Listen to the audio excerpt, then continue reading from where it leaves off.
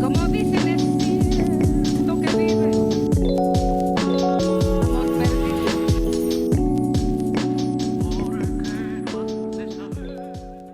En agglomération, on doit toujours s'arrêter ou stationner dans le sens de la marche, c'est-à-dire du côté droit.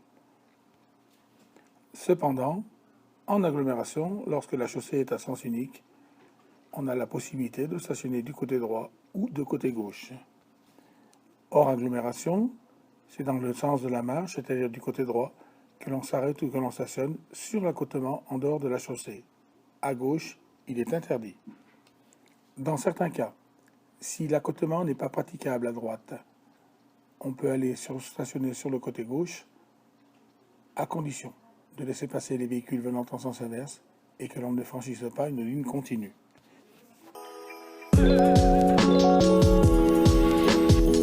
Como dicen es Le panneau de gauche indique que le stationnement est interdit.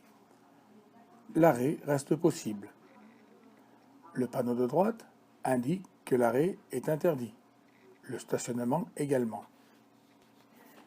Quelle est la différence entre l'arrêt et le stationnement?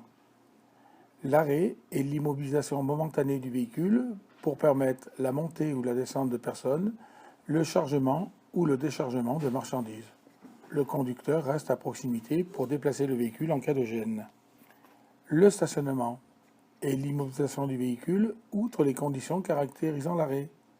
À partir du moment où vous stoppez votre véhicule pour faire autre chose que monter ou descendre des personnes ou charger ou décharger des marchandises, cela reste un stationnement, même s'il est de courte durée, même si le conducteur reste à proximité et d'autres cas.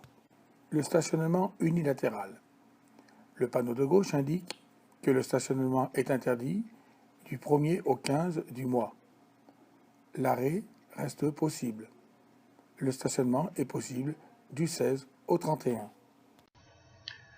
Ce panneau indique un stationnement réglementé. Attention, ne pas le confondre avec le panneau stationnement interdit. Ici, le stationnement se fait de manière unilatérale et à alternance semi-mensuelle. Stationnement unilatéral, c'est-à-dire que je peux y stationner que d'un côté. À alternance semi-mensuelle, je vais alterner une fois d'un côté, une fois de l'autre, et ceci tous les 15 jours. De quel côté stationner? La première quinzaine du mois, je vais stationner du côté des immeubles qui portent le numéro impair. La deuxième quinzaine du mois, je vais stationner du côté des immeubles qui portent le numéro pair. Jusqu'à présent, nous avions vu seulement les panneaux de stationnement et qui concernent la rue où ces panneaux sont implantés. Il existe des zones entières où le stationnement est interdit ou réglementé.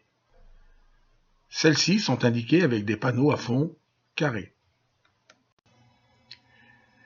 Les panneaux d'entrée de zone sont de couleur rouge. Les panneaux de sortie de zone sont de couleur crème et barrés de noir. Petite parenthèse. Il existe des panneaux d'entrée et de sortie de zone pour toutes les catégories de stationnement.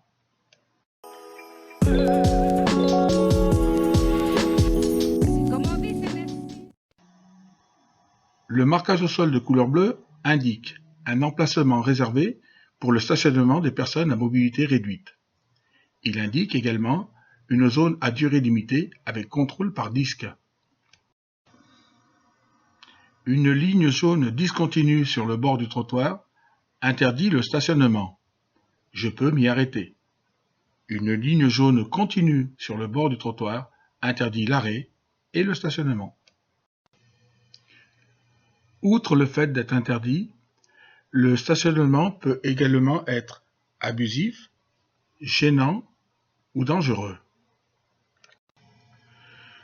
Est considéré comme abusif le stationnement de plus de 7 jours sur le même emplacement.